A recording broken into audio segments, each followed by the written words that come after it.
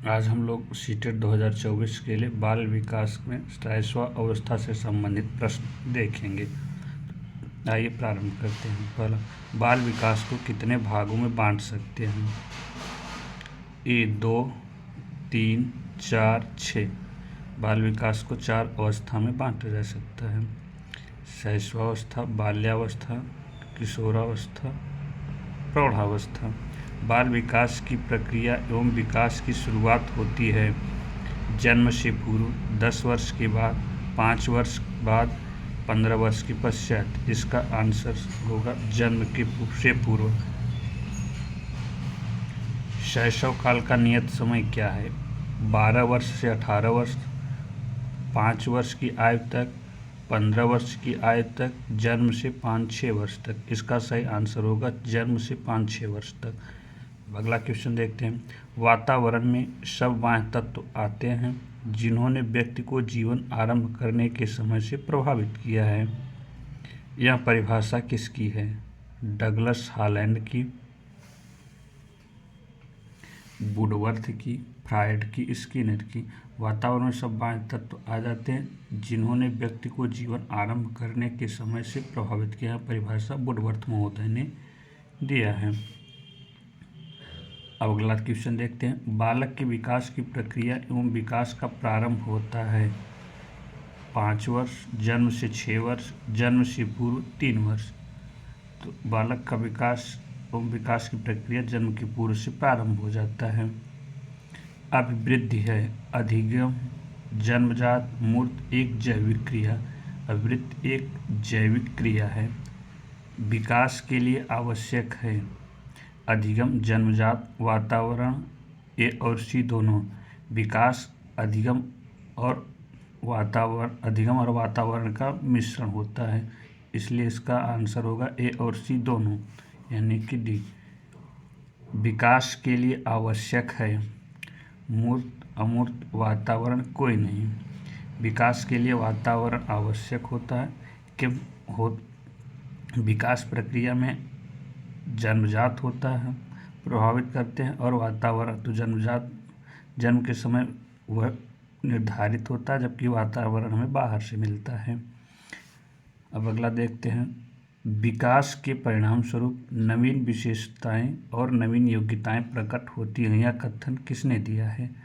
गोसेल महोदय, हरलाक, Meredith, Douglas और Holland. यह परिभाषा हरलाक महोदय ने दिया है। निम्न में से कौन सा सिद्धांत नहीं है? अनुकूलित प्रत्यावर्तन का सिद्धांत, निरंतर विकास का सिद्धांत, परस्पर संबंध का सिद्धांत, समान प्रतिमान का सिद्धांत।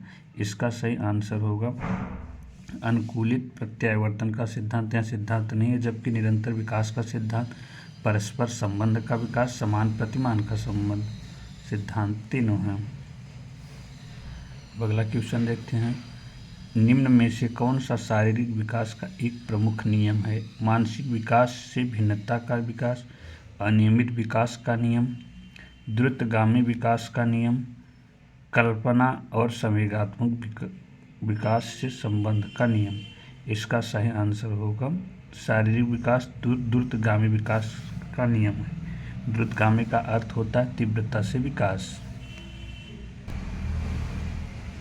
शारीरिक वृद्धि और विकास को कहते हैं तत्परता, अभिवृद्धि, गतिशीलता, अनुवांशिकता। वृद्धि और विकास दोनों को अभिवृद्धि कहते हैं। बाल मनोविज्ञान का केंद्र बिंदु है अच्छा शिक्षक, बालक, शिक्षण प्रक्रिया, विद्यालय। इसका सही आंसर होगा बालक। बाल मनोविज्ञान में बालक को ही केंद्र में रखकर शिक्षा दिया जाता है। विकास का वही संबंध परिपक्वता से है जो उद्दीपक का डैश से है। परिवर्तन, प्रतिक्रिया, प्रयास, परिणाम।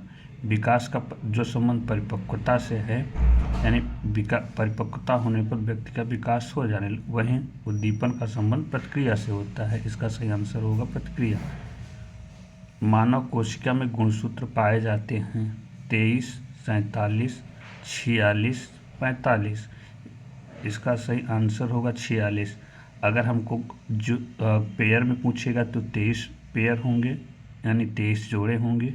अगर गुणसूत्र पूछेगा तो 46 होगा, जो कि 23वां यानी लास्ट पेयर जो होगा वह गुणसूत्र का निर्धारित करता है कि इस सूत्र से बालक होगा या बालिका। वर्तमान में मनोविज्ञान है मानसिक विकार, मस्तिष्क का विज्ञान, चेतन का विज्ञान, आत्म तत्व, व्यवहार का विज्ञान।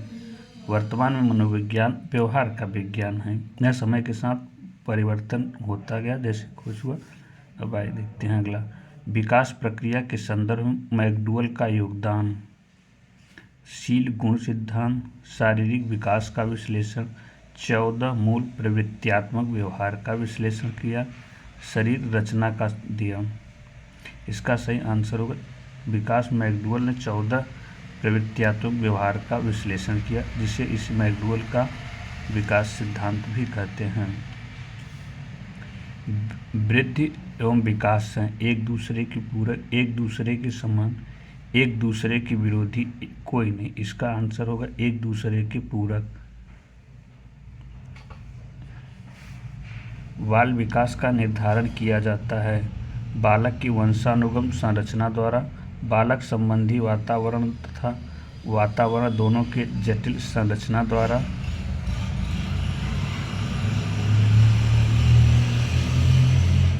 बालक संबंधी वातावरण का प्रभाव द्वारा कोई नहीं। इसका सही आंसर होगा ऑप्शन बी, बालक संबंधी वंशानुगत तथा वातावरण दोनों के जटिल द्वारा। अब अगला क्वेश्चन देखते हैं। जन्म से मृत्यु तक चलने वाली प्रक्रिया है वृद्धि, विकास, संवेगात्मक वृद्धि और विकास। वृद्धि एक समय के बाद रुक जाती है, जबकि विकास हमेशा के लिए होता रहता है। जैसे विकास को हम माप नहीं सकते, यह क्वांटिटेटिव नहीं होता, जबकि वृद्धि को हम माप सकते हैं। जैसे एक वृक्ष की लंबाई को हम माप सकते हैं, लेकिन कोई बालक है उसकी 1 वर्ष में कितना विकास हुआ इसका मापन हम नहीं कर सकते।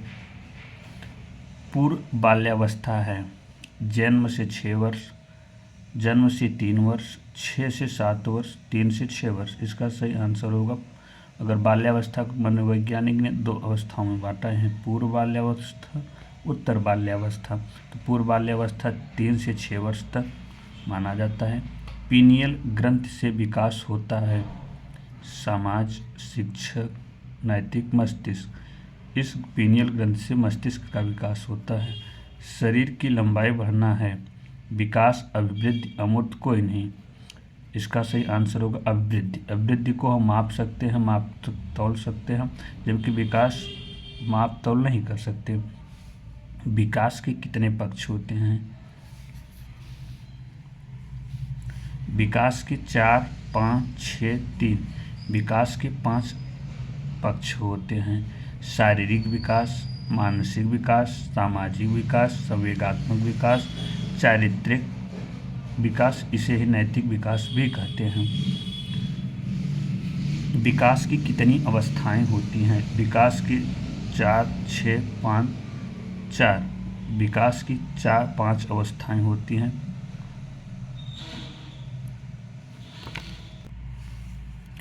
परिपाक काल का समय होता है 6 से 9 वर्ष, 3 से 6 वर्ष, 9 से 12 वर्ष कोई नहीं। इसका परिपाक काल होता है 9 से 12 वर्ष।